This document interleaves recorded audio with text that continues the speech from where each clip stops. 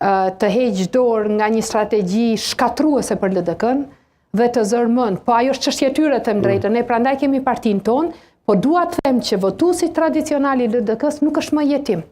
E ka një adresë ku mund të votoj, ku mund t'i shoh të përfaqësuara interesat. E sa i përket deklaratave të kryeministrit, përbes është pak e lodhshme kur gjithçka e nisim nga prerja e kërthizës. Në çfarë aspekti? Po të gjithë kemi pasur një zhvillim të caktuar gjatë dekadave. Tani, Donika e vitit 1992 nuk është Donika e vitit 2026. Po, e vërtet. Sepse edhe mosha, edhe përvoja, edhe kryeministri Kurti gëzon mbështetje për veprimet e tij shumë të guximshme. Edhe për mençurinë me cilën e ka udhëhequr edhe ekonominë e këtij vendi gëzon një mbështetje të jashtëzakonshme në radhët e votuesve të LDK-s.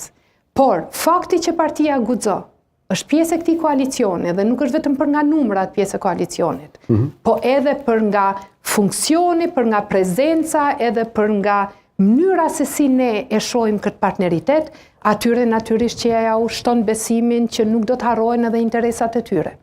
Do duhet ndalem hipotetikisht tani se tham herët është, por ju thatë e keni një gatishmëri që të merreni me shembull të bëheni ministre e drejtësisë. Nëse bëheni ministre e drejtësisë, ju i përmendët 2-3 elemente në të cilat do duhet fokusoheshit, ato të cilat janë iniciuar edhe nga Zonja Haxhiu, e cila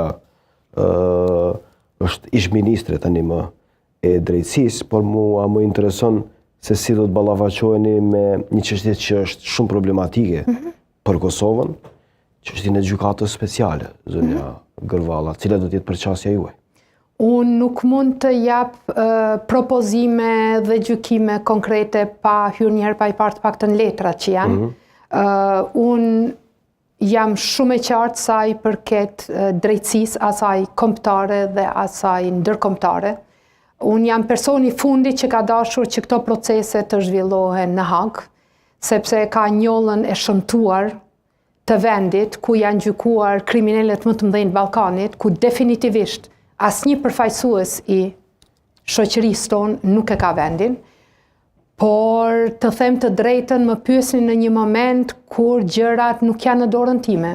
Ato gjëra janë vendosur më herët, ju është hapur udhë më herët, janë çfarë unë edhe si ministre punëve të jashtme kam garantuar, është që për aq sa ka qenë në dorë të institucioneve të Republikës Kosovës, edhe të ministrisë dhe të misionit ton në Hag, që trajtimi qoftë për familjarët, qoftë për nevojat e të akuzuarve, ka qenë angazhimi maksimal, edhe të gjithë e kanë parë që qoftë misioni ynë atje që e ka kryer detyrën jashtëzakonisht mirë, edhe nuk është